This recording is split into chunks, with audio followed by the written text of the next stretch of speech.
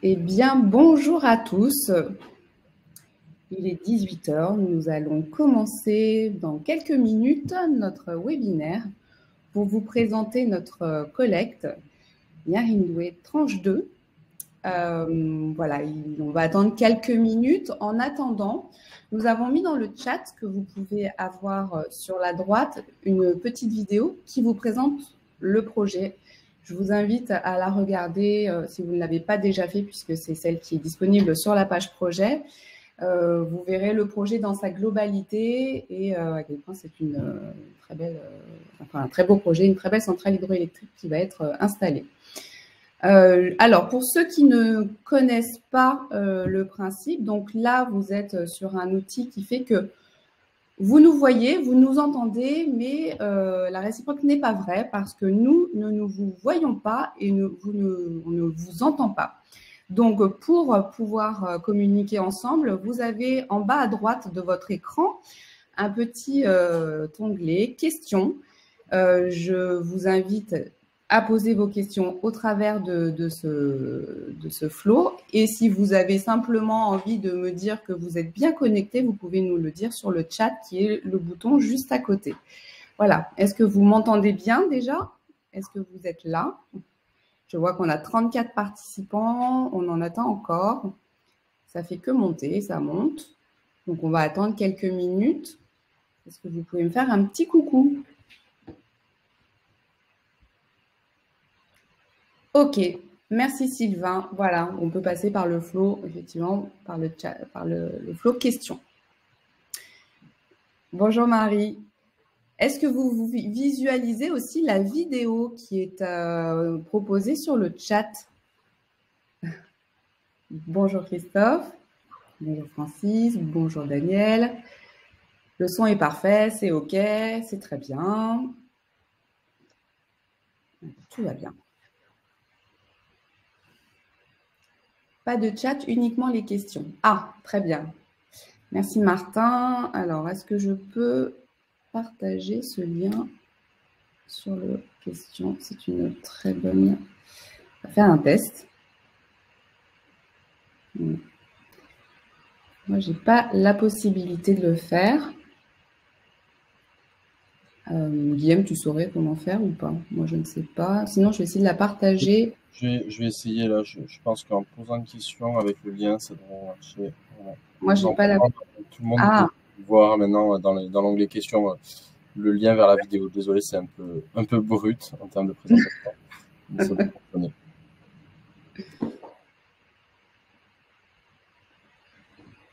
Voilà, donc tout en haut, vous avez Guillaume qui a posté la vidéo. Voilà.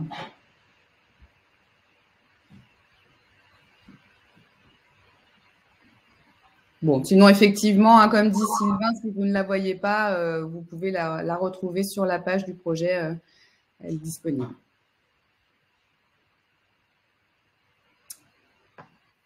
Alors, 38 participants. Bonsoir René. On va attendre encore une petite minute, si vous êtes d'accord avec ça. Et après, on va démarrer la présentation.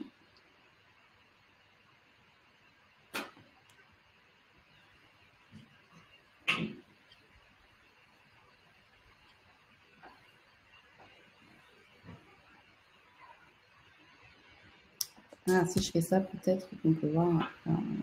C'est peut-être un peu trop tard maintenant.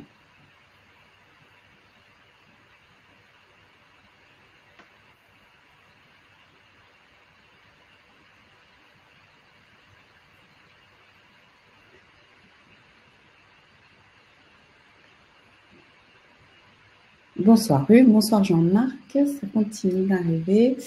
Il est 18h05, je vous propose de commencer. Je pense que les retardataires vont arriver d'ici quelques minutes. On va commencer tranquillement la présentation du projet Nyarindwe tranche 2. Donc, c'est une seconde levée de fonds. Nous avons déjà réalisé une première levée de fonds sur ce projet où nous avions collecté 1,5 million. Et là, c'est la deuxième tranche où nous allons aussi lever 1,5 million. Nous avons avec nous Samuel Zekri, qui est le PDG du groupe Hydronéo, et Florian Camas, qui est le directeur Afrique de l'Est de Finergreen. Également Guillaume Roux, qui est le directeur général d'Enerfip, et moi-même, Valérie, qui est en charge des relations investisseurs au sein d'Enerfip. Voilà pour les présentations. Donc, nous allons vous présenter dans un premier temps, voilà le sommaire. On est parti sur une présentation d'une petite heure à peu près. Vous allez donc avoir une présentation du porteur de projet qui va vous présenter le produit, enfin le projet en lui-même, le montage financier qui va être réalisé, enfin qui est réalisé. On va vous présenter les caractéristiques de la collecte également. Et pour ceux qui ne connaissent pas encore la plateforme, je vais vous expliquer comment vous inscrire, comment investir. On va aborder le volet fiscalité également. Et ensuite, on aura un temps de questions-réponses. Alors, je précise que vous pouvez poser des questions tout au long de la présentation. Vous avez, si vous regardez le flot questions, vous avez des petites flèches. Si vous cliquez dessus, ça fait remonter la question. Si vous jugez la question pertinente et que vous avez envie d'avoir la réponse à cette question, vous la cochez, ça la fait remonter dans la liste. Et comme ça, voilà, on répondra à cette question. Voilà, donc posez bien vos questions à travers le petit chat questions qui est prévu à cet effet. Voilà, on est parti et je vais laisser la main à Samuel qui va vous présenter le groupe Hydronéo. Merci beaucoup Valérie. Bonjour à tous, j'espère que vous m'entendez bien. Pour ceux qui ne connaissent pas, donc Hydronéo, c'est un producteur indépendant d'électricité qui opère aujourd'hui en Afrique subsaharienne. L'activité Hydronéo, c'est de faire du développement, la construction, du financement et de l'exploitation de centrales hydroélectriques jusqu'à 30 MW. Donc, on est positionné plutôt sur des petites et moyennes puissances.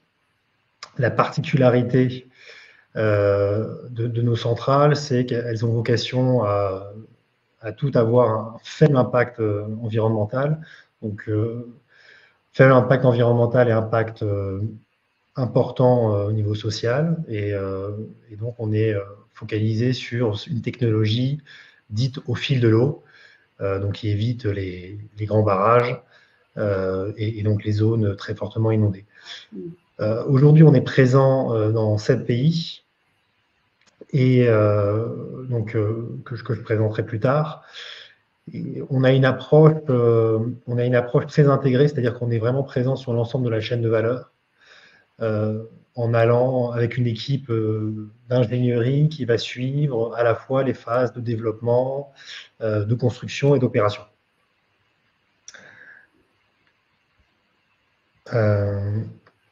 Voilà, donc Hydronéo East Africa, c'est la filiale qui est dédiée à l'Afrique de l'Est, comme son nom l'indique.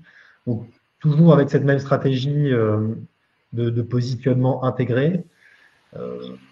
L'entreprise va réaliser l'EPC et l'ONM sur les projets sur lesquels elle est impliquée. Aujourd'hui, la société compte à peu près 30 salariés, un peu plus, et on opère depuis nos bureaux Kenyan, à Nairobi, Kigali au Rwanda, Paris, voilà, et prochainement Bujumbura au Burundi, où nous allons bientôt lancer un projet. Je vous présenterai un peu plus tard la liste des projets sur lesquels on est impliqué. Mais c'est un portefeuille donc, de 26 projets pour une capacité totale de 267 MW. Voilà. Okay. Donc, l'équipe, ici vous avez l'équipe dirigeante d'Hydronéo. Donc, il y a moi-même à gauche, Céline Roche qui est la directrice régionale, Alexis Tesson qui est le directeur technique, donc en charge de toute la partie ingénierie. Donc, on a dans l'équipe, on est principalement des ingénieurs. Moi, je suis plutôt du génie chimique, mais Céline et Alexis sont plutôt du génie civil. On a la particularité de tous avoir évolué dans le milieu de l'hydro. On a tous entre 10 et 15 ans d'expérience dans l'hydro. Et Céline et Alexis viennent de bureaux d'études, de gros bureaux d'études français, Tractebel notamment. Voilà. Ok. Voilà, donc là, vous avez un organigramme du groupe autour du projet. Donc, le projet dont on parle aujourd'hui, c'est le projet Niraindoé. Donc, la société de projet que vous voyez en bas, Niraindoé SPV, elle est détenue donc en grande majorité par Hydroneo East Africa, à 90%. On a un partenaire local qui est aussi un acteur de l'hydro, qui a une participation à 10%. Et donc là, vous voyez également comment se structure l'actionnariat d'Hydroneo East Africa, donc qui est détenu à 51% par la holding d'Hydroneo, détenue par moi-même à 100%. Et de l'autre côté, nous avons 49% d'Hydroneo East Africa détenu par Afrinergy, qui est une plateforme d'investissement sur les énergies renouvelables en Afrique, et qui est géré par Green, qui en détient 25%, et détenu par des family office qui sont principalement des family office français. Voilà. Très bien. Voilà, un petit aperçu des activités et du portefeuille de projets sur Hydroneo East Africa. Donc on a intégré le Gabon dans l'Afrique de l'Est, c'est l'Afrique centrale. Et donc aujourd'hui, on est présent vraiment sur l'ensemble des pays d'Afrique de l'Est, donc Rwanda, Ouganda, Kenya, Tanzanie, Burundi. Donc avec ce portefeuille de 26 projets. Aujourd'hui, au sein de ce portefeuille, on a le projet Kavumu qui est en opération, qui a d'ailleurs fait l'objet d'un financement NRFIP il y a 2 ans et demi. 2 ans, oui, 2 ans et demi. Qui s'appelait Roi Calais sur la plateforme. Exactement. Voilà, qui s'appelle le projet Roi Calais, qui est aujourd'hui en opération et qui tourne à notre pleine satisfaction. Dans cette liste, vous voyez donc le projet Niraindoé 1 et 2, donc, qui est en phase de construction et pour lequel on vise une mise en opération. Alors pour Niraindoé 1, ça va être à la mi-année, et pour Niraindoé 2, ça va être environ 10 mois plus tard, donc plutôt en 2026. Voilà. Les projets qui sont assez actifs, c'est le projet Mpanda au Burundi de 10 mégas, pour lequel on souhaite lancer la construction à la fin de cette année. Voilà. Et après, il y a une série de projets sur lesquels on travaille activement et qui sont à différentes étapes de développement et pour lesquels voilà, on prévoit des plannings d'installation sur les 3 prochaines années. Voilà. Très bien. Alors, un aperçu de nos partenaires, partenaires d'Hydroneo East Africa. Donc, on a 2 typologies de partenaires. On a vraiment les partenaires locaux, vous voyez ici à droite sur le tableau, et les partenaires plutôt internationaux à gauche. Alors, la typologie de partenaires, donc on va avoir des partenaires plutôt techniques, de conseil. Ça va être principalement du conseil juridique. Donc ici, on a Trinity, qui est un conseil renommé dans le secteur, qui va nous conseiller sur la structuration contractuelle et également la rédaction et la négociation des contrats. Donc le contrat central sur nos projets, ça va être le PPA, le contrat d'achat d'électricité, mais il y a d'autres contrats. Donc sur des contrats comme ça qui sont assez importants et qui doivent aussi être validés par les prêteurs, on a affaire à des conseils internationaux. Après, pour tout ce qui est du juridique plus local, on va se reposer plutôt sur des expertises juridiques locales, donc comme Bowmans, qui restent des cabinets renommés, mais qui sont vraiment très spécifiques sur la législation locale. Pour rester sur la partie conseil, alors bien que Hydroneo ait internalisé l'équipe technique qui va réaliser les études, le suivi de construction, on va se reposer pour certains aspects d'études sur des bureaux d'études externes. Par exemple, pour le calcul de productible, qui est vraiment un élément central du modèle financier, on va préférer, même si on est capable de le faire, le déléguer à un bureau externe. Donc ici, en général, on se repose sur Artelia pour faire ces calculs de productible qui vont pouvoir être intégrés dans les modèles financiers.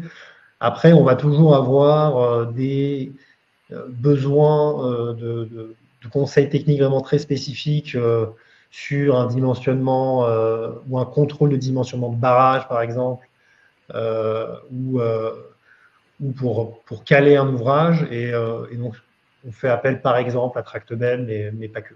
Voilà pour les conseils, je dirais, techniques. Rapidement sur les partenaires financiers. Donc ici, on a les partenaires financiers avec qui on travaille déjà. Donc, ça peut être des partenaires qui investissent à nos côtés en fonds propres, en equity, comme REPP, que vous voyez ici.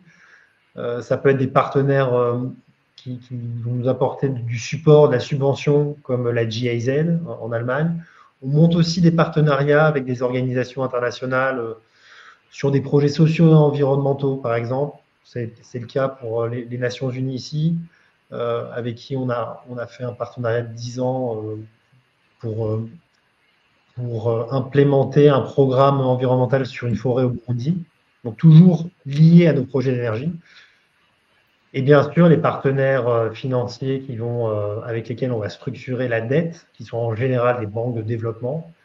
Donc aujourd'hui, on travaille avec BII, qui est la banque de développement britannique, la BAD, qui est la Banque africaine de développement, mais on échange aussi avec les autres banques de développement qui sont mentionnées ici, FMO, la BRD ou ProParco. Voilà un peu pour l'aperçu des partenaires. Il y en a beaucoup, mais ici, voilà, j'ai essayé de citer les principaux. Très bien. J'ai juste une petite question de Baptiste. Je pense que c'était en lien avec la slide d'avant. Quel est le potentiel total de la petite hydraulique en Afrique? Alors, le potentiel. Alors, déjà, la définition de la petite hydraulique varie beaucoup. Il y en a qui vont dire que c'est inférieur à 10 mégas ou inférieur à 50 mégas. On a plutôt tendance à dire que c'est plutôt inférieur à 50 mégawatts. Aujourd'hui, en Afrique, on a plusieurs centaines de gigawatts qui ne sont pas encore implémentés. On a beaucoup plus de potentiel que ce qu'on peut voir par exemple en France, où on a déjà, nous, équipé bon nombre de nos rivières. Donc la réserve, donc le montant exact uniquement pour la petite hydro, je ne saurais pas dire exactement, mais la réserve est assez gigantesque en fait. Colossal, oui. Très bien. Aujourd'hui, si j'ajoute juste un point là-dessus, effectivement, ça dépend vraiment de ce qu'on considère comme une réserve exploitable. Selon certains atlas, on a 30 gigawatts de capacité petite hydro installable assez facilement et qui concrètement devrait être installée parce que c'est de l'énergie économe et propre pour les pays en Afrique et beaucoup plus si on cherche à vraiment exploiter tout le potentiel. Voilà, il y a une question sur le côté anti-français qui est assez intéressant. Voilà, c'est Michel qui pose cette question. C'est très d'actualité. Effectivement, nous sommes sur l'Afrique de l'Est, on n'a pas tout ce sujet français parce que on est sur des pays, c'est plutôt des anciennes colonies, soit britanniques, soit belges. Donc il n'y a pas du tout ce sentiment anti-français. Le sujet n'est même pas évoqué, que ce soit au Rwanda, au Kenya, en Ouganda ou en Tanzanie, même au Burundi. Donc c'est surtout les pays du Sahel où où nous ne sommes pas vraiment parce que, tout simplement parce que c'est des pays qui ne sont pas des pays de l'hydro, qui sont plutôt secs ou plats. Donc, effectivement, nous ne sommes pas concernés directement par ce sujet. Ouais. Merci. Et là, il y a Christian qui vient de poser une question. Voilà, hydro égale eau, planète égale réchauffement, climatique, Afrique égale chaleur. N'y a-t-il pas de risque de manque d'eau? Oui. Alors, les sujets climatiques, c'est assez intéressant. On ne va pas avoir les mêmes sujets qu'on soit à l'est ou à l'ouest. Donc, il y a des dérèglements, c'est-à-dire que il y a un impact sur les précipitations, mais il y a certaines zones qui sont favorisées par ces changements. Par exemple, la zone de l'Est, je pense au Kenya par exemple, va connaître davantage en fait de précipitations. Donc le dérèglement climatique va plutôt dans le bon sens pour l'hydro, parce qu'il y a plus de précipitations. C'est l'inverse à l'Ouest. En tout état de cause, sur les projets, lorsqu'on réalise les études environnementales, on intègre maintenant, alors maintenant c'est systématique, hein, on ne le faisait pas il y a 10 ans, mais aujourd'hui on intègre des études de changement climatique, donc pour justement prendre en compte ces éléments qui vont impacter le productible. Parfait. Je peux peut-être préciser, productible, on va dire, gentil, avec mes mots, mais pour tout le monde, le productible, voilà, c'est en gros la prévision de production électrique qu'on estime pour une centrale de production électrique. Donc, selon les technologies, les méthodes sont différentes.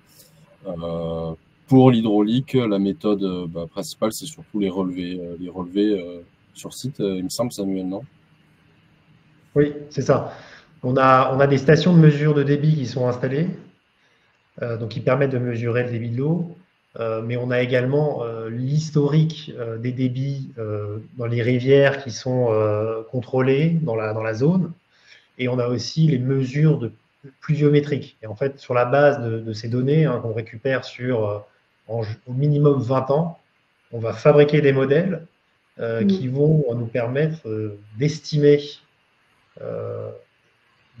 sur les prochaines années quel va être le débit de l'eau dans la rivière et donc du coup quel va être le productif de la centrale.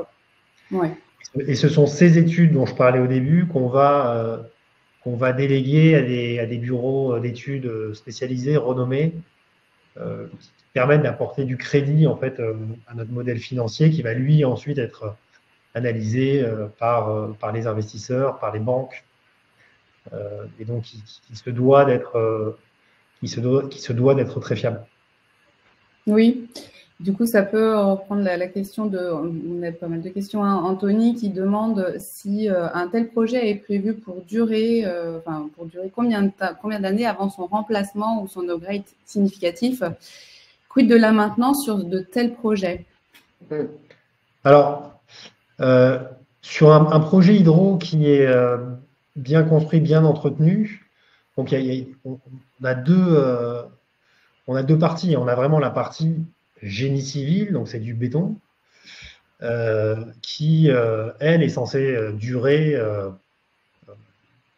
plutôt une centaine d'années. Hein, c'est ce qu'on voit les vieilles centrales. Les vieilles centrales, enfin, quand je dis une centaine d'années, ça peut être même davantage. Hein. C'est un ouvrage béton, donc ça dure même plus de 100 ans. Après, on a la partie équipement qui nécessite, alors il y a différentes pièces d'équipement, il y a des pièces motrices, des pièces plus fixes, mais qui nécessitent d'être remplacées au fur et à mesure. Donc chaque composant a une durée de vie, mais on peut dire que la turbine, qui est la partie qu'on va changer probablement le moins souvent, se change tous les 20-30 ans. Voilà. D'accord. Et donc, on va provisionner ce budget de changement au niveau des OPEX. Bon, là, en l'occurrence, on a un contrat d'achat d'électricité sur 25 ans. Théoriquement, sauf problème, on ne va pas changer la turbine pendant la durée du contrat. Très bien. Merci Samuel. Je pose une dernière question et après je vous propose d'enchaîner. C'est Marie qui nous demande si les contraintes administratives et environnementales sont aussi strictes au Rwanda qu'en France.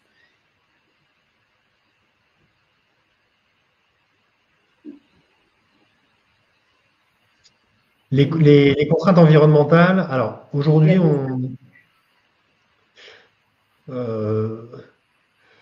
sur la partie contraintes environnementales, aujourd'hui, nous, on se conforme, en fait, il y a la réglementation locale, mais il y a aussi la réglementation internationale. Aujourd'hui, on a des partenaires financiers qui sont des fonds internationaux et qui vont donc exiger le respect des normes internationales. Et donc, sur tous nos projets, nous, on se doit de se conformer aux normes internationales qui sont aussi exigeantes que les normes françaises. Merci. J'ai une question, Jean-Marc, que je propose de l'aborder sur les risques. On verra ça un petit peu plus tard dans la présentation et on va avancer sur notre présentation. Donc là, on va parler de la structure du financement. Peut-être Florian. Très bien, je vais prendre la main. Bonsoir à tous. Je pense qu'on a un peu introduit le projet. Donc pour rappel, donc ce projet est composé de 2 centrales, Nyirandwe 1 et 2 en cascade, qui sont aujourd'hui toutes les 2 en construction. Nyirandwe 1 a été avancé en avance de phase sur Nyirandwe 2, comme mentionné Samuel. Donc Nyirandwe 1 devrait arriver en mise en service cet été et Nyirandwe 2 10 mois plus tard. Donc suite à la première tranche de financement avec le soutien d'Enerfip qui avait été levé l'été dernier, donc là on revient vers vous pour une deuxième tranche pour financer la finalisation de Nyirandwe 1 jusqu'à sa mise en service et accélérer les travaux de Nyirandwe 2. En termes de structuration, donc c'est exactement la même structuration, c'est juste une augmentation du même crédit finalement que celui qui avait été fait il y a 6 mois, donc avec les mêmes termes, etc. Donc en termes de structuration, le prêt est fait via Enerfip à la société DNG, qui est une société d'ingénierie française qui fait aussi partie du groupe Hydroneo. Qui donc porte l'obligation en échange du nantissement de 50% de ses parts. Et ensuite, donc ce financement est ensuite apporté à la société de projet rwandaise Nyirandwe SPV via une OCA, donc une obligation convertible en action. Donc c'est également une obligation, donc c'est un prêt d'entreprise à entreprise où finalement la sûreté sur le prêt c'est que DNG aurait la possibilité, en cas de défaut, de convertir ce prêt en action, en part de la société locale, de la SPV, pour en reprendre le contrôle. Voilà. Donc aujourd'hui, c'est ça la structuration de l'opération. Pour rappel, l'obligation a une maturité de 3 ans qui permet de finaliser la construction et de commencer à faire tourner les opérations du projet. Donc là, cette deuxième tranche s'alignera sur la même date de remboursement que la première tranche, donc il reste à peu près 2 ans et demi de maturité, avec les mêmes échéances de paiement d'intérêts, etc. Et le repaiement à terme du principal de 3 millions, donc dans 2 ans et demi à compter d'aujourd'hui. En termes de refinancement, donc aujourd'hui, la société Nyirandwe SPV est financée à la fois par Enerfip et par les actionnaires qu'on a présentés précédemment. En termes de financement long terme, donc il y a 2 travaux qui vont être faits. Un premier qui est en cours. Il y a des discussions qui aujourd'hui sont en cours de finalisation avec la Banque rwandaise de développement pour l'apport d'un prêt en monnaie locale, d'un prêt local par une banque locale qui permettra finalement de financer un certain nombre des coûts locaux du projet. À côté de ça, dans 2 ans et demi, l'obligation d'Enerfip sera remboursée par l'émission d'une dette plutôt type bailleurs de fonds et financeurs internationaux, qui sont les prêteurs les plus actifs sur le continent africain. Et quand Samuel mentionnait les contraintes environnementales et sociales, essentiellement, c'est de eux qu'il s'agit. On a présenté les partenaires d'Hydroneo un peu plus tôt, c'est de eux qu'il s'agit. Banque africaine de développement, Agence française de développement, ce type d'acteurs. Voilà un peu la structuration et la perspective sur le refinancement avec un financement type banque de développement. Ok, très bien. Merci Florian.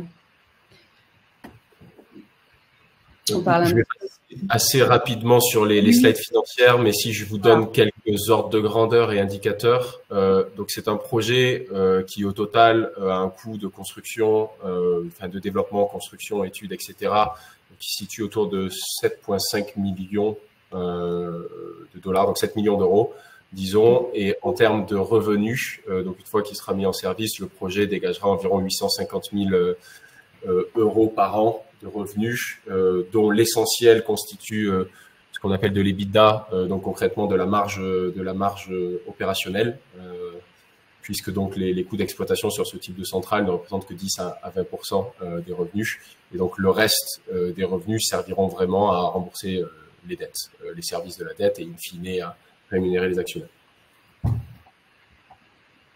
Voilà, c'est sur 25 ans. Là, vous voyez les services des dettes avec donc dans 2 ans et demi la levée d'un refinancement qui permet de rembourser Enerfip et ensuite une dette long terme qui donc financera le projet au long terme. J'ai juste Hélène qui demande si les banques locales sont fiables. Oui, alors là-dessus, il s'agit de la Banque rwandaise de développement. Donc, déjà, c'est une banque publique qui appartient au gouvernement rwandais à 100%. Pour vous donner un peu plus d'indications, en l'occurrence, le Rwanda est un pays qui est fortement soutenu par les bailleurs de fonds et par les banques de développement, notamment parce que ils savent assez bien montrer patte blanche et satisfaire les banques de développement, donner des garanties, etc.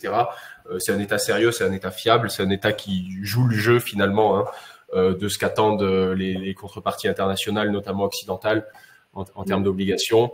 En l'occurrence, BRD a reçu des financements de plusieurs agences de développement pour pouvoir financer ce type de projet. Donc, c'est sur leurs fonds propres, mais c'est également avec des cofinancements internationaux, mais qui sont portés par BRD. Donc, non, c'est très stable. Et au contraire, c'est un facteur de stabilisation pour le projet, puisque finalement, si, disons, l'État ou une autre contrepartie locale cherchait à ne pas payer le projet ou à remettre en question certains des droits contractualisés d'Hydroneo sur ce projet, concrètement, l'État est lui-même financeur du projet et donc n'a aucun intérêt à mettre le projet en péril. Donc, c'est aussi sécurisant d'avoir l'État comme financeur du projet et des bailleurs de fonds qui viennent avec aussi leur influence politique, etc.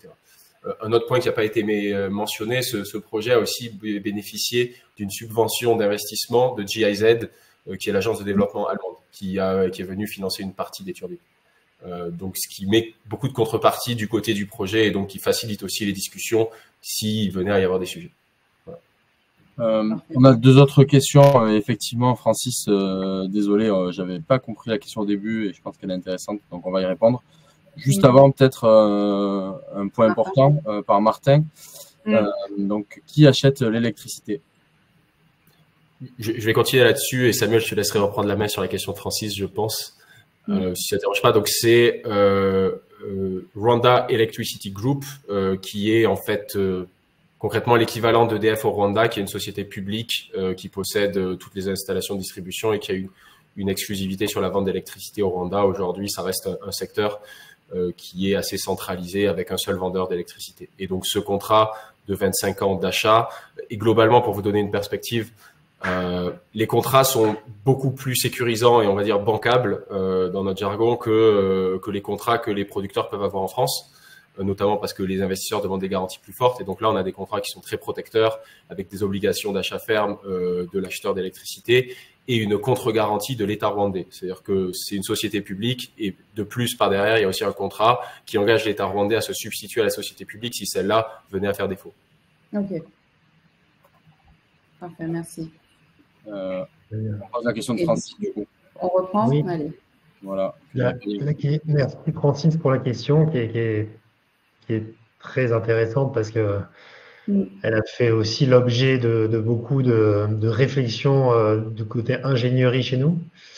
Effectivement, dans cette zone du Rwanda, on a des rivières qui sont assez chargées en sédiments et du coup en phase de design, donc d'ingénierie, de conception, se pose toujours la question de comment est-ce qu'on va adresser le sujet des sédiments et donc c'est principalement adressé par le dimensionnement des désableurs qui sont ces grands bacs de béton qui sont dimensionnés de telle sorte à ce que lorsque l'eau rentre dans le chemin d'eau, il y a un passage par un désableur et donc c'est un ouvrage qui est assez large qui permet aux sédiments de venir se déposer et sort du désableur une eau qui est déchargée de sable. Donc effectivement, l'eau est assez opaque, comme on le voit sur certaines vidéos, mais lorsqu'elle arrive après la chambre de mise en charge, et quand elle arrive à la turbine, c'est une eau qui est déchargée. Voilà. Après, concernant plus spécifiquement Roi-Calais, on n'a pas de dégradation de la turbine, et c'est vrai que sur certains sites, lorsque les désableurs sont mal dimensionnés ou qu'il n'y a pas les maintenances nécessaires pour justement venir retirer le sable du chemin d'eau, on peut avoir clairement de la dégradation de turbine. C'est pas le cas sur Roi-Calais et théoriquement ce ne sera pas le cas sur Near Hindway non plus. On a un double bac sur Near Hindway parce que c'est un débit qui est un peu plus important, justement pour adresser ce sujet. Mais c'est effectivement un vrai sujet dans la région. Merci Francis pour cette question. Nous allons poursuivre. Ah oui, si peut-être. Toujours dans le sujet, Marie. Quel prix de vente moyen du kilowattheure avez-vous pris pour le business plan? Alors, je peux continuer. Dans le business plan, on a un tarif de 13 cents par kilowattheure. Donc, c'est des dollars cents par kilowattheure. Merci. Allez, on continue. Florian, est-ce que vous reprenez Très bien. Peut-être un ou deux mots sur cette slide, mais je pense que ça suit un peu la slide précédente. Donc là, on voit un peu les profils de cash flow aux actionnaires, donc qui sont plutôt faibles sur les 15 premières années, qui correspondent aux années de service de la dette long terme, qui ensuite seront un peu plus importantes et qui suivent le profil du projet. Voilà. En termes de valorisation de la société, aujourd'hui, à maturité du crowdfunding, donc au moment du refinancement, et puisqu'effectivement, c'est ça la sûreté du prêt, de dire que vous avez la possibilité de convertir aussi en actions, les capitaux propres seraient valorisés à 3,6 millions d'euros. Voilà. Voilà, c'est une projection. Merci. Allez, on va rentrer maintenant plus précisément sur la collecte qui nous intéresse. Je te laisse, Guillaume, présenter, donner les caractéristiques de la levée de fonds. Bonsoir. Donc voilà, je vais résumer un peu ce qu'on a pu voir dans les slides et y apporter les précisions, on va dire, concrètes et qui vont intéresser la plupart d'entre vous. Donc, aujourd'hui, on cherche une deuxième tranche suite à effectivement le financement qu'on a réalisé cet été, d'un montant de 1 500 000 €, qui vont être offerts à l'achat sous forme d'obligations de nominal de 10 €. Et comme on l'a précisé, cette levée va venir servir le financement de la construction de la finalisation de la construction de Near Hindway 1 et l'accélération de la construction de Nyarindwe 2. Donc la société émettrice DNG Industries, une société qui est basée en France. J'en profite pour répondre à une des questions. La question de René. Voilà, j'ai eu une petite erreur de clic, je voulais répondre à l'écrit et je me suis trompé. Donc, le fait que DNG Industries, société émettrice, donc la société qui emprunte, soit française, ça va vous permettre d'investir normalement en PEA-PME. Petite attention cependant, donc on est sur un prêt de 2 ans et demi, donc vérifiez que si votre banque applique des frais fixes par transaction, que ça reste intéressant malgré la durée, on va dire, pas excessivement longue. Donc le refinancement, la stratégie de remboursement, pardon, Florian en a parlé déjà. L'idée, c'est d'obtenir un financement plus long terme. Une fois que le projet est en service, ça sera plus facile pour le porteur de projet d'aller chercher un financement long terme avec un projet qui marche et qui peut, voilà, sur lequel on peut afficher finalement des rapports de production et des exercices comptables. Il y a aussi un effet de taille pour Hydroneo qui va être intéressant, c'est-à-dire que petit à petit, avec Roi-Calais, avec Nyarindwe 1, Nyarindwe 2, le track record s'améliore et ça permet aussi d'avoir encore plus de crédibilité et des montants qui sont intéressants aussi pour les banques de développement notamment qui ont été citées un peu plus tôt. Donc l'horizon d'investissement, 2 ans et demi à peu près, c'est ce qu'on a mis. On a précisé, entre parenthèses, donc échéance au 2 septembre 2027. C'est l'échéance qui est propre à la première tranche de Nyarindwe, puisque cette tranche-là sera assimilable. Donc, ça veut dire que, globalement, une fois qu'elle est émise, cette tranche, elle va avoir en tout point les mêmes caractéristiques que la première. D'où la maturité, enfin, l'échéance qui est fixée, là où, sur certaines levées de fonds que vous pouvez voir passer sur le site, on a un chiffre tout rond sur la maturité. Ici, en fait, c'est l'échéance, la date qui est fixe. Le taux, 9,5. Et enfin, les sûretés, donc le nantissement des titres de l'émetteur. Pourquoi? Parce que l'émetteur est créancier via le prêt OCA qu'a décrit Florian un petit peu plus tôt. Et donc, via ce nantissement, ce qu'on cherche à avoir en cas de difficulté, c'est de pouvoir être propriétaire de cette créance auprès de la société qui porte le projet. Nyarindwe. Alors, j'ai juste, pardon, Guillaume, Pierre qui demande tout à l'heure, enfin qui demande, il me semble que vous avez dit tout à l'heure, ce n'est pas la vente de l'électricité qui rembourse le projet, c'est quoi dans ce cas? Donc peut-être précise effectivement, Guillaume. Donc en fait, nous, on a vocation à rester dans 2 ans et demi, 3 ans. Je reviens sur la 3 ans, ouais, c'est plutôt la 2. Bon, enfin, les 2 tranches par refinancement en dette. Voilà. En fait, donc effectivement, sur 3 ans, si vous voulez, le chiffre d'affaires généré par la vente d'électricité ne va pas subir à rembourser toute la construction. C'est une infrastructure. Et donc, comme la plupart des infrastructures, les retours sur investissement sont sur des horizons temporels un petit peu plus longs que seulement 3 ans. Nous, on est là pour faciliter, donner une facilité aux porteurs de projets sur la construction, compte tenu de ce qu'on a identifié en termes de track record, en termes de qualité de projet. Donc, ce qui va venir rembourser votre ligne, comme l'a précisé Florian, ça va être un financement extérieur, mais qu'il est plus pertinent d'obtenir une fois que les installations sont en service. Donc là, l'idée, c'est donner du temps et de la facilité aux porteurs de projet pour qu'ils puissent mettre en service donc, ces 2 centrales. En parallèle, au travers de Finargreen, le porteur de projet recherche son financement long terme structuré qui va permettre de nous rembourser. Peut-être que Florian, tu peux ajouter un petit mot si je n'ai pas été exhaustif. Bon, je pense que c'est très clair. Juste peut-être pour ajouter sur l'intérêt de ce financement Enerfi plutôt qu'aller chercher de la dette long terme auprès des bailleurs maintenant. Effectivement, tu as mentionné l'échelle. Donc, agréger ce projet avec d'autres projets clairement facilitera la levée de financement. Ensuite, il y a un autre point. Donc, c'est des projets en construction.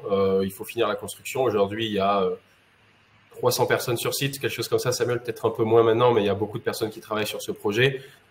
Lever des fonds auprès des bailleurs de fonds, c'est des institutions publiques, c'est extrêmement long. Donc globalement, un des gros intérêts et un des nerfs FIP, c'est que ça permet d'accélérer et d'aller vite. Et aujourd'hui, le temps est une des principales raisons pour lesquelles le secteur se développe mal en Afrique. Le temps coûte énormément d'argent, etc. Donc ça, c'est vraiment essentiel. Et puis, il y a l'aspect échelle également qui est important sur l'agrégation de portefeuille. Et clairement, une fois qu'un projet tourne, il est plus facile à financer. Merci pour ces précisions. On revient sur la levée de fonds. Je pense qu'on a fini sur cette slide. On va parler rapidement de la notation du projet. Vous l'avez vu, c'est un projet noté C. Guillaume, est-ce que tu peux expliquer pourquoi précisément? Voilà. Donc, c'est un projet qui est noté C. Évidemment, ça reste une note qui est bonne. Concrètement, c'est le pays majoritairement qui vient baisser la note sur cette typologie de projet porté par un acteur tel qu'Hydroneo en France. On serait plutôt sur du B, voire du A. Néanmoins, le pays voilà, nous incite à la prudence en termes de notation. Ça reste un projet infrastructure, donc du financement de projet qui est sécurisé, porté par Hydroneo, qui a un track record qui parle pour lui. Donc c'est pour ça que c'est noté C globalement, c'est parce qu'il se déroule au Rwanda. C'est un peu loin des pays auxquels vous êtes habitués, à savoir notamment France et plus récemment Espagne, qui comprend la majorité de nos projets. Alors, justement, nous allons aborder donc, les risques. Alors, on a déjà des risques de refinancement réglementaire et après les risques payés. Et on reprendra les questions de Bernard et Jean-Marc à ce sujet. Ouais, tout à fait. Donc, le premier risque identifié lors de l'analyse, c'est le risque de refinancement. Vous l'avez compris, c'est cette méthode qui permet aux obligataires d'être remboursés. Donc, je vais laisser Florian vous détailler un peu les modalités de contrôle de ce risque. Oui, là-dessus, je pense on l'a déjà un peu évoqué, mais concrètement, je pense que vraiment le cas de base, qui est de dire dans 2 ans et demi, une dette long terme sera levée pour refinancer ce projet, qui est un projet en opération avec des cash flows opérationnels sur lequel Hydroneo opère déjà un site au Rwanda qui globalement suit son business plan en termes de performance et de revenus. Il y a assez peu de risques sur le fait qu'on soit pas capable d'obtenir ce refinancement. En termes de conditions et de dimensionnement des dettes, il y a des marges de manœuvre assez importantes. On voyait les taux de couverture de la dette plus haut dans la présentation. On est à environ 150%, donc il y a la place de s'endetter. Je pense qu'il y avait des questions sur les risques politiques, ça va revenir plus tard. On va en parler après. Ouais, tout à fait. Globalement, il y a très peu de risques sur le refinancement et j'ajouterais un projet. C'est difficile de développer et de sortir des projets en Afrique, mais une fois qu'ils sont en opération, globalement, c'est assez facile à financer, c'est assez facile de trouver quelqu'un pour reprendre le projet si besoin, etc. Donc c'est pas un vrai sujet. C'est quand même un actif qui a une valeur, qui est assez liquide, etc. Ensuite, la deuxième partie, ce sont sur les risques juridiques et réglementaires liés au pays en lui-même. Donc là, les modalités de contrôle, c'est plutôt Samuel qui pourrait les détailler, notamment avec la partie sur le foncier et la partie sur les autorisations peut-être. Oui, alors effectivement, il y a un point qui est relevé, qui mérite d'être adressé, c'est le sujet des terrains. Donc on est dans une zone de campagne et bien souvent dans ces zones-là, lorsqu'on doit faire l'acquisition de certaines parcelles, c'est un process qui est assez long parce que bien souvent la partie cadastrale n'a pas été bien définie ou il y a des sujets de succession. Donc pour adresser ce sujet au Rwanda, en fait, on on fait une évaluation des terrains, une délimitation, une évaluation, et donc on va payer les terrains. Donc le paiement de ces terrains nous donne, nous, le droit de commencer à construire.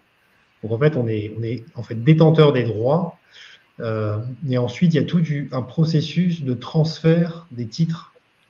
Et donc, pour que ce transfert de titres puisse se faire, il faut avoir clearé toute la partie administrative et qui dépend surtout des administrations locales. Donc aujourd'hui, on détient 60% des titres et on a encore 40% des parcelles sur lesquelles on a les droits, mais où on doit encore obtenir, d'un point de vue administratif, les titres. Donc, voilà, ça peut être perçu comme un risque. Avec un regard occidental, effectivement, ça paraît risqué. Après, quand on fait de la construction localement dans ces zones-là, c'est les usages. Ok, allez, on peut passer au risque suivant, notamment un qui va reprendre. Le risque pays, exactement. Donc, on avait des questions. Alors, il y a Jean-Marc qui… Mais enfin, peut-être on va déjà les aborder, je poserai les questions après. Oui, voilà. On va faire dans cet ordre. Donc, vous l'avez noté, hein, la société qui emprunte, elle est en France. Néanmoins, le sous-jacent, l'actif sous-jacent, il se situe au Rwanda, qui est un pays africain. Donc, c'est un pays stable. On va en parler rapidement et ça reprendra les questions qui ont été posées par Jean-Marc et Bernard. Samuel, Florian, est-ce que vous pouvez un peu nous expliquer pourquoi en fait le Rwanda finalement est un pays stable contrairement à certains pays de la zone? Je vais commencer. Plusieurs points sur globalement les risques pays et le risque politique. Je vais commencer de manière macro, quel que soit le pays. Il y a quand même un point, quel que soit le régime, quelle que soit la situation, le pays aura toujours besoin d'électricité, les gens ont besoin d'électricité. Éteindre la lumière, c'est jamais populaire, quel que soit le régime. Donc, ce qu'on a vu, c'est que même dans les pays où il y a eu des coups d'État, typiquement Sahel, etc., globalement, les opérateurs de centrales, même privés, même français, etc., ils continuent à opérer, ils continuent à être payés, etc., puisque sinon, il n'y a plus d'électricité dans le pays. Donc, de base, quel que soit le régime politique, il y a intérêt à ce que le secteur de l'électricité fonctionne et à ce que les producteurs produisent. C'est un point macro. Maintenant, une fois qu'on a dit ça, on n'est pas du tout dans le Sahel ici. On est en Afrique de l'Est et spécifiquement au Rwanda où il n'y a pas du tout de problème et de risques type coup d'État, putsch militaire, etc. Dans la zone et notamment au Rwanda. On a un régime qui est extrêmement stable depuis 30 ans. On est dans un pays qui joue complètement la carte des bailleurs de fonds, d'être le bon élève en termes d'indicateurs de développement, en termes de statistiques, en termes de globalement ce qu'attendent la Banque mondiale et les donneurs occidentaux. Ils en bénéficient beaucoup. Ça aide le développement du pays et donc ils n'ont absolument aucun intérêt à changer ça, ni à court ni à moyen terme. Au-delà de ça, donc effectivement, il y a un engagement contractuel fort de l'État. Donc globalement, le risque pays sur ce genre d'actifs au Rwanda est vraiment faible. J'ajouterais, ils ont un historique sur ce type de projet. Hein. Il y a un nombre assez important de producteurs indépendants d'électricité au Rwanda, avec souvent des sponsors assez forts, souvent des sponsors également publics. Donc, si l'État commence à ne pas respecter les règles du jeu avec les producteurs d'électricité, il y aura clairement une levée de bouclier où Hydroneo sera loin d'être seul dans cette discussion, au-delà de ses bailleurs de fonds, etc. Donc, de notre point de vue, le risque pays est quand même assez faible. Voilà, je pense que ça répond aux questions de Bernard. Enfin, Bernard demandait juste s'il n'y avait pas de risque de dégradation de l'installation, on l'aura compris, ça. C'est très peu probable. Bernard ou Jean-Marc, de notre point de vue, on a répondu à votre question. Si jamais vous fallait des questions, n'hésitez pas à le repointer au même endroit. Allez, on finalise avec les derniers risques puisque le tourne. Donc, le risque de change, globalement, il est quand même maîtrisé puisque les transactions se font en dollars. Donc, ça permet de contrebalancer complètement le risque de dévaluation de la monnaie rwandaise. Et enfin, risque de construction. Là, ce qu'il faut mettre en avant, c'est surtout le track record des partenaires, et notamment Samuel Roy-Calais, qui est votre projet, on va dire, votre premier projet en opération dans la région. Donc, c'est surtout voilà, ces éléments-là qui nous permettent de tempérer, de mitiger le risque de construction. Voilà, maintenant nous allons passer à la partie investissement. Donc, comment on investit? Déjà, avant de pouvoir investir sur ce projet, il va falloir vous inscrire sur la plateforme. Donc, je vais passer ces slides rapidement. Je pense que la majorité d'entre vous nous connaissent et sont voire même inscrits sur la plateforme. Donc, vous allez déjà créer un compte en complétant un questionnaire qui va prendre à peu près 5-10 minutes. Vous allez devoir justifier de votre identité avec une pièce d'identité en cours de validité, passeport, permis de conduire, biométrique ou carte d'identité nationale. Justifier de votre résidence, oui ou non, ça vous pouvez le faire ultérieurement. Et une fois que vous avez fait tout ça, même si votre compte n'est pas validé, vous êtes en mesure de souscrire sur le projet. Pour souscrire sur ce projet, vous allez sur la page de présentation des projets, vous sélectionnez le projet, vous cliquez sur investir et vous suivez le parcours d'investissement en renseignant le montant que vous souhaitez investir et en choisissant la modalité vous allez signer aussi un bulletin de souscription, et vous allez choisir ensuite la modalité de règlement, donc par virement ou par carte bancaire. Aucun frais n'est appliqué à nos investisseurs sur Enerfip. C'était ce qui était indiqué, 0 frais pour les investisseurs Enerfip. En revanche, ce projet est ouvert au PEA-PME. Donc, la banque, elle, va vous prendre des frais pour inscrire vos titres sur votre support PEA-PME. Renseignez-vous auprès d'elle des frais appliqués par la banque. Simplement, je vous précise que ce sera une fois que votre compte sera validé que vous serez en mesure de régler votre souscription, puisque c'est à la validation de votre compte que le RIB de votre compte Enerfip, qui est unique et personnel, sera généré et il sera disponible sur votre espace. Voilà, et ensuite, vous allez percevoir les coupons aux dates anniversaires comme indiqué sur l'échéancier que vous recevrez à l'issue de la clôture juridique du projet. Et sur le dernier coupon, vous récupérez le capital investi.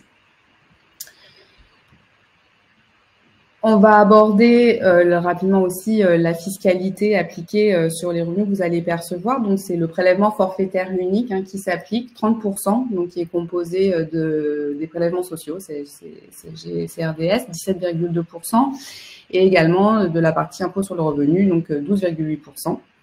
Qui fait un total de 30%. Si vous investissez par le biais d'un PEA-PME, vous êtes exonéré de la partie impôt sur le revenu, donc des 12,8%, à partir du moment où votre enveloppe PEA-PME a 5 ans d'ancienneté. Voilà. Je vois la question de Sofiane. Bonsoir, comment puis-je inviter avec mon compte PEA-PME? Voilà, Guillaume a répondu, pardon, je n'avais pas vu que tu avais fait la réponse. Au moment de la souscription, vous choisirez l'option PEA-PME et vous allez recevoir un dossier qu'il faudra communiquer à votre banque pour pouvoir inscrire les titres. Et ensuite, ce sera non pas vous qui ferez le règlement, mais le service titre de votre banque. Et pour répondre à la question de Bruno, l'ouverture de la collecte sera vendredi 24 janvier, donc ce vendredi, à 12h30. Soyez connectés à l'heure car je pense que ça peut aller vite vu le nombre de soutiens qu'il y a sur ce projet et le nombre de participants aussi à ce webinaire. Voilà, si vous avez des questions, évidemment, avec toute mon équipe Relations Investisseurs, Maëva, Flore, Pauline, Sylvain et Gilles, nous sommes à votre disposition. N'hésitez pas à nous solliciter, soit par téléphone au 04 119 34 111 ou par mail à investisseur@enerfip.eu. On est là pour vous accompagner dans les démarches et répondre à toutes vos questions. Voilà, c'est le temps des questions-réponses. Bon, il va être assez court. Qu'on a déjà abordé beaucoup de Il y avait une question qui n'a pas été posée encore, celle de Hugues, oui. sur finalement le paysage concurrentiel sur ce type de projet. Tout à l'heure, vous avez rapidement évoqué le fait qu'il y avait d'autres producteurs indépendants. Peut-être un petit mot là-dessus, Samuel, même si là, on finance un projet en particulier qui est sécurisé. Hein, donc, c'est un peu hors champ, mais après, c'est intéressant de comprendre le paysage sur place. Le paysage concurrentiel, peut-être Florian, non? Tu en connais davantage sur la concurrence, non? Ah ben, même si j'ai plaisir à travailler avec Hydroneo, de temps en temps on travaille aussi avec d'autres. Non, globalement, pas mal d'acteurs européens, soit présents sur le continent européen et développant une activité Afrique dans certains pays, soit assez spécialisés, émergents, voire Afrique. Des acteurs un peu panafricains, actionnariat souvent encore international. Et finalement, et notamment au Rwanda et sur des petites centrales, il y a aussi un écosystème d'acteurs locaux financés par un peu les gros entrepreneurs du pays ou des boîtes de construction, des choses comme ça, qui font aussi des projets. Maintenant, la plupart d'entre eux travaillent avec des partenaires internationaux, notamment dans l'hydro, qui est quand même une technologie assez complexe et qui demande une vraie expertise et une ingénierie assez forte. Voilà. Et effectivement, ce projet n'est pas exposé à une concurrence puisqu'on est sur un contrat d'achat de 25 ans avec obligation d'achat de l'acheteur. Voilà. Très bien, merci. Une dernière question peut-être, et après on devra libérer nos invités. Y a-t-il une imposition sur l'origine des équipements? Alors j'imagine que là on parle de protectionnisme qui serait mis en place par l'État rwandais. Est-ce qu'il y a quelque chose en particulier là-dessus? Il y a une imposition à l'import, évidemment. Après, qu'il soit européen ou chinois, ça va être la même imposition. Après, sur des équipements spécifiques, c'est-à-dire qui ne peuvent pas être, dont le pays a besoin et qui ne peuvent pas être produits localement, il y a sur l'équipement hydro pas mal d'éléments qui sont exonérés. Alors, il faut aller dans le détail, mais voilà. Ok, très bien. Eh bien, merci pour cette question.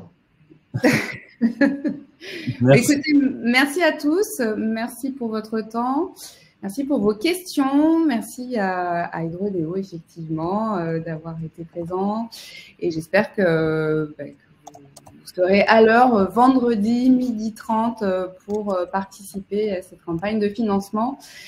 Je vous souhaite à tous une très belle soirée et à très bientôt. Merci beaucoup. Bonne soirée. Au revoir. Au revoir. Merci à tous.